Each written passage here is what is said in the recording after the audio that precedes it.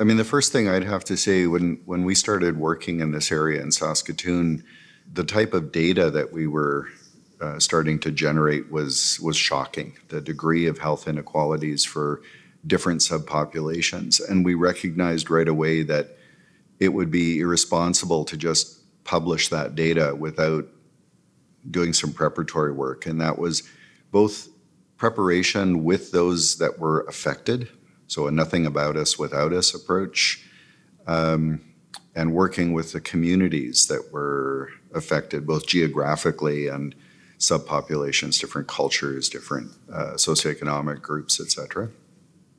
To say, here's what we found. How does this make you feel? What is this? What do you think is behind this? What's driving it?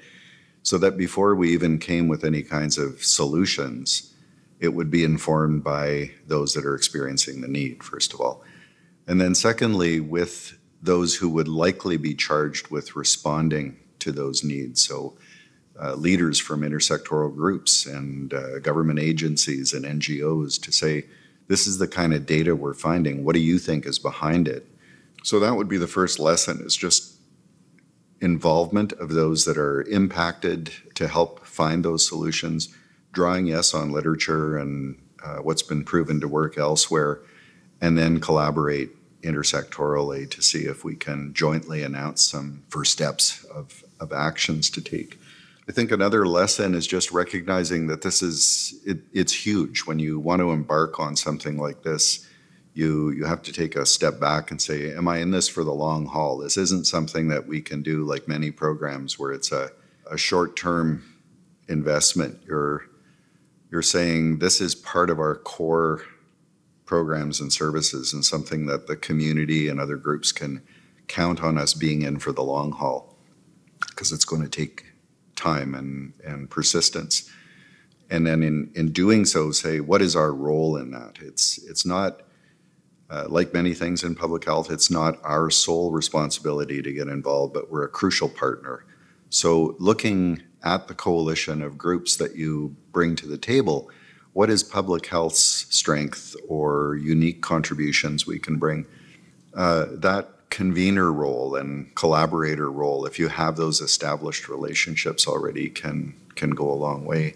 But this may be different in different local areas across the country, depending on the extent you've done that in the past. So finding out who is talking about these issues and then joining the conversation if you're not already there, and then seeing what you can bring to the table is important.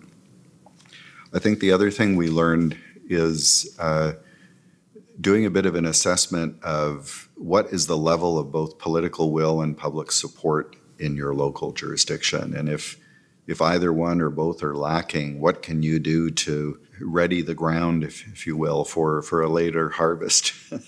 So creating public awareness about the needs, and that in fact there are evidence-based policy options that you can put on the table, and trying to build public support for those. I think the other was just the power of coalitions, that often, depending on the election cycle or the issue that's being talked about, some people are more able to speak at a certain time or be more vocal, and others are not. But that changes with time and who it is you're speaking to and about what topic. So if you have a coalition and you're all providing the same information and sharing that resource, different members of that coalition can take different roles at different times and keep the agenda going, and finding that language that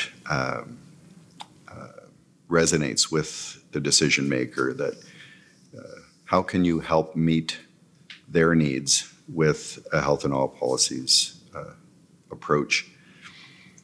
I would say one other lesson we learned was about language being spoken, and sometimes even just the term health and all policies or health equity sounds like health imperialism. Like, we're from health, we're already getting the lion's share of government's budget, and now we're telling you how to do your work too. And that's not what it's about. It's about a joined up response to creating a healthy environment and living conditions to have a well-being in society or for the citizenry, which is really what all government is about.